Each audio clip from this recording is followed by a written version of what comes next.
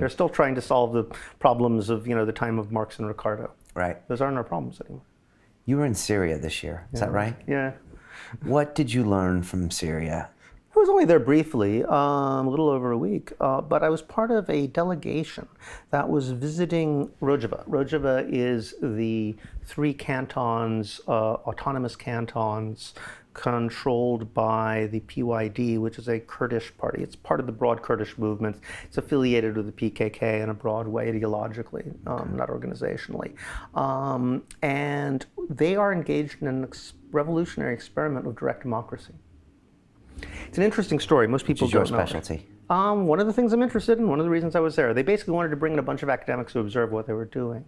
And what's fascinating to me is that nobody knows quite what to say about this. First of all, the PKK are on the terrorist list, because Turkey was fighting a war with them for some time. If you're a non-state actor engaged in a war, then you're automatically a terrorist. They managed to get them on the terrorist list, and it's impossible once you're on the terrorist list to get off. Basically, Turkey would have to say, yes, they can, which they're never going to do.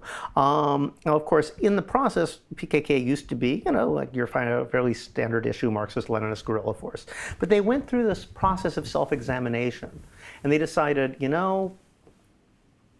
we need to radically transform what we're about. Öcalan, the leader of the PKK, is actually in prison now. Turks nabbed him after this crazy chase around the world. I think they ended up getting him somewhere in Africa. And he's on this little island prison that they built just for him in the Sea of Marmara.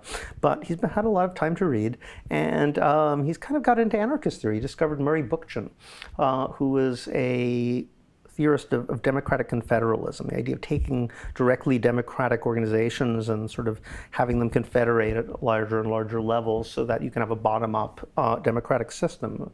And he became fascinated in this sort of stuff. He also became really interested in feminism, and that was something that was already happening in the Kurdish movement at the time. In traditional Kurdish society is quite patriarchal. It's a Middle Eastern society.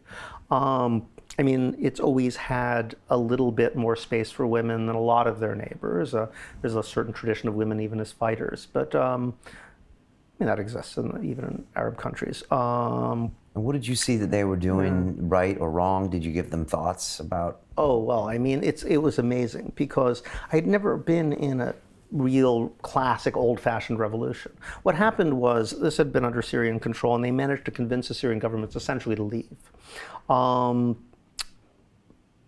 They decided the place wasn't worth holding in a situation of civil war. They were going to have an uprising. They basically said, look, if you leave your guns and get out of here, we'll give you safe passage. And the Syrian forces, except for one little airport that they still control, and a piece of one city, Kamislo, they just said, okay, we're out of here.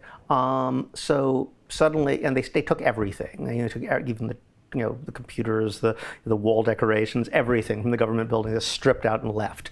But then they said, okay, we'll start from scratch and we'll create a democratic society. And there are all these people who've been thinking for 20 years, how would we actually organize a society democratically? Suddenly had about 2 million people who said, well, let's try. And so every neighborhood, every 100 houses, they have a democratic assembly. And every assembly has to have at least 40% women participating, but it has an all-women's group that can veto any decisions. And it has these different working groups, which also work that way, and they confederate on a neighborhood level and then a municipal level. So decisions are made collectively. So they have a government, or something that looks like a government, but essentially they have to. It has a parliament, it has ministers and so forth and so on. That's essentially for dealing with outsiders. In revolutionary parlance, we call this a dual power situation, where you have 2 different organizations or structures which are both kind of making claims to be the government at the same time, and a balance of power between them. But this is the only time I've ever seen where you have essentially a dual power situation where the same guys created both sides. They knew they had to have something that looks like a government to deal with foreigners, because somebody's got to sign the treaty, somebody's got to, even if you're going to get aid from the UN to help refugees, you need to have somebody official to talk to. So they created something that looks like that. But at the same time, anybody with a gun is not answerable to them. The people with the guns are answerable to the democratic assemblies.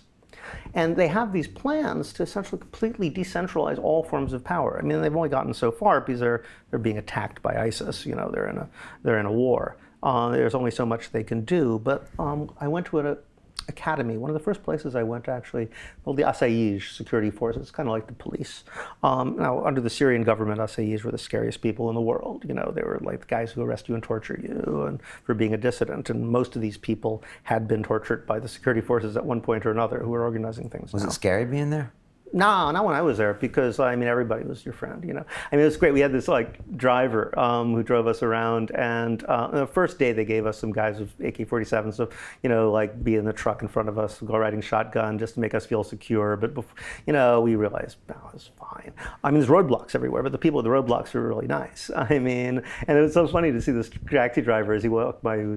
Every time he'd pass a roadblock, which is like every 10 minutes, you know, it'd be Rojava, Asaij, you know, good afternoon, security forces. Like the last thing you'd ever say in Syria, you know? And especially as he was saying in Kurdish, which is a language you're forbidden to talk in Syria.